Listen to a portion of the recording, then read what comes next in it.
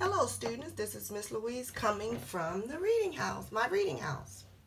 Today is voting day, and I hope that all of your parents got a chance to get out and vote. It's a very important privilege that all Americans have to vote political leaders in, people that are going to do right, and to vote the people out that are not going to do right. I know a lot is going on, so I decided to read another story that takes us back into the past so we won't keep repeating and doing the same things. All people are equal, and I know that a lot of African Americans have not been treated equal, and sometimes we forget how far we've come, but then we look at it again and we say, have we really come that far? Because some things are still being repeated and repeated, and it has to stop. So today I'm going to read you a story, and it's called Freedom Summer.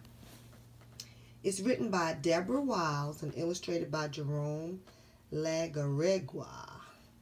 This is an award-winning book, and so I hope that you enjoy it. I love the way the illustrations are illustrated. As you see on the front, you see an African American male and a Caucasian male, or a white male.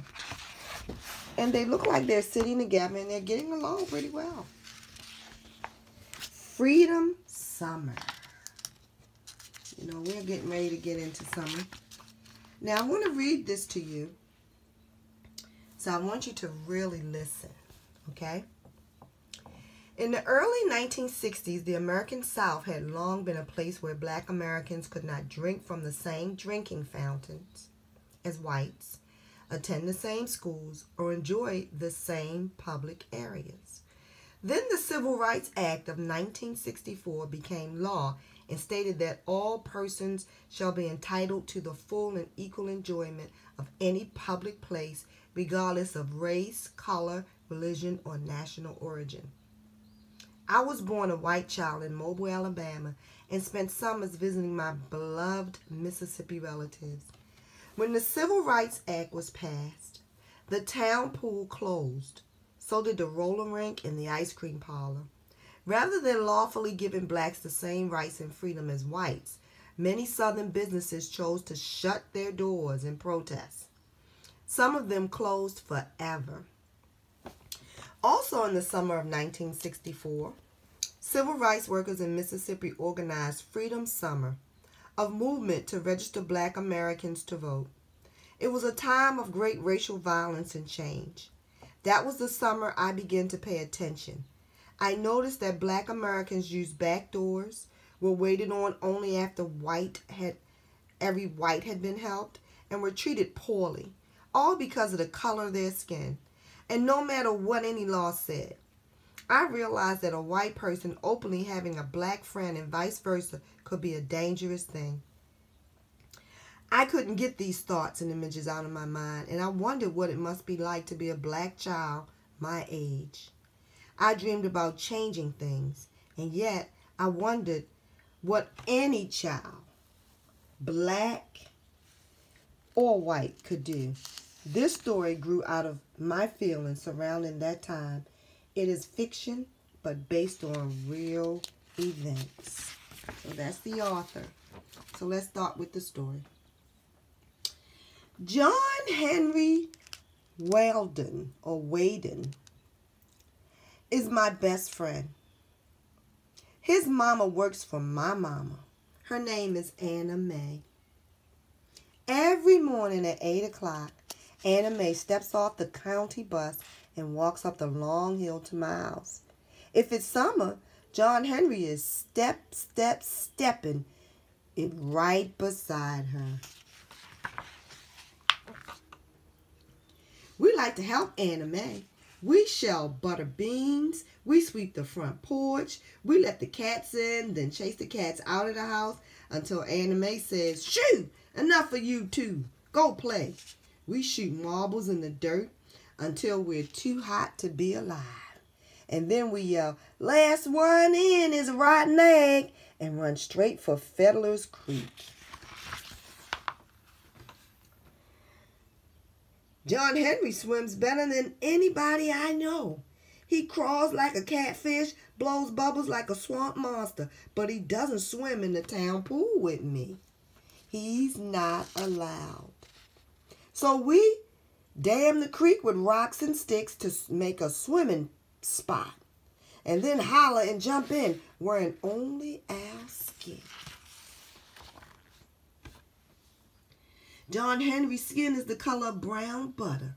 He smells like pine needles after a good rain. My skin is the color of the pale moths that dance around the porch light at night. John Henry says I smell like a just washed sock. This means war, I shout. We churn that water into a white hurricane and laugh until our sides hurt. Then we float on our backs and spout like whales. I'm going to be a fireman when I grow up, I say. Me too, says John Henry. I have 2 nickels for ice pops. So we put on our clothes and walk to town. John Henry doesn't come with me, though, through the front door of Mr. Mason's general store. He's not allowed. How you doing, young Joe, says Mr. Mason. He winks and says, you going to eat these all by yourself? My heart does a quick beat. I got one for a friend, I say, and scoot out the door. Yes, sir, it's mighty hot out there, Mr. Mason calls after me. I love ice pops, says John Henry. Me too, I say. Anna Mae makes dinner for my family every night. She creams the corn and rolls the biscuits. Daddy stirs his iced tea and says, the town pool opens tomorrow to everybody under the sun, no matter what color. That's the new law, Mama tells me. She helps my plate with peas and says, it's the way it's going to be now, everybody together. Lunch counters, restrooms, drinking fountains too. I wiggle in my chair like a dune bug. I got to be excused, I shout, and I run into the kitchen to tell John Henry. I'm going to swim in the town pool, he hollers. Is it deep? Real deep, I tell him, and the water is so clear. You can jump to the bottom and open your eyes and still see. Let's be the first ones there, says John Henry. I'll bring my good luck nickel and we can dive for it. Next morning, as soon as the sun peeks into the sky, here comes my best friend, John Henry Wendell. Running to meet me. Let's go, he yells. I got my nickel and I can run right with him.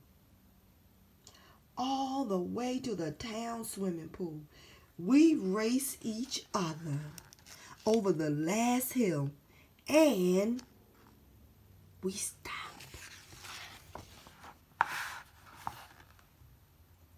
County dump trucks are here. They grind and back up to the empty pool. Workers take steaming asphalt into the hole where sparkling clean water used to be. One of them is John Henry's big brother, Will Rogers. We start to call to him. What happened? But he sees us first and ports back on down the road. It means get on home.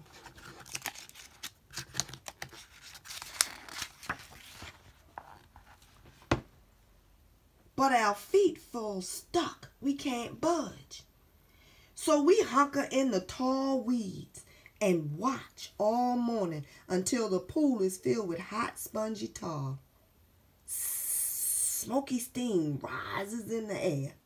Workers tie planks to their shoes and stomp on a blacktop to make it smooth. Will Rogers heaves his shovel into the back of an empty truck and climbs up with the other workers. His face is like a storm cloud, and I know his job has made him angry. Let's go, a boss man shouts, and the truck's rumble slam down the road. Why do you think they did that? Put the asphalt over the pool. Just think about that. It's so quiet now, we can hear the breeze whisper through the grass. We sit on the diving board and stare at the tops of the silver ladders sticking up from the tar. My heart beats hard in my chest. John Henry's voice shakes. White folks don't want colored folks in their pool. You're wrong, John Henry, I say, but I know he's right. Let's go back to Fiddler's Creek, I say. I didn't want to swim in this old pool anyway. John Henry's eyes fill up with angry tears. I did, he said. I wanted to swim in this pool. I want to do everything you can do. I don't know what to say, but as I walk back to town and my head starts to pop with new ideas, I want to go to the dairy dip with John Henry, sit down and share root beer floats. I want us to go to the picture show, buy popcorn, and watch the movie together. I want to see this town with John Henry's eyes. We stop in front of Mr. Mason's store. I jam my hands into my pockets while my mind searches for words to put with my new ideas. My fingers close around 2 nickels. Want to get an ice pie? John Henry wipes his eyes and takes a breath. I want to pick it out myself. I swallow hard, and my heart says yes. Let's do it, I say. I give John Henry one of my nickels. He shakes his head. I got my own. We look at each other.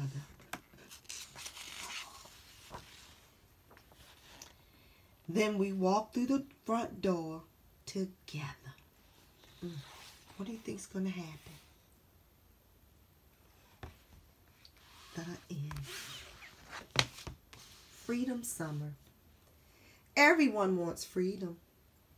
And that's what today represents. Freedom. Today is voting day.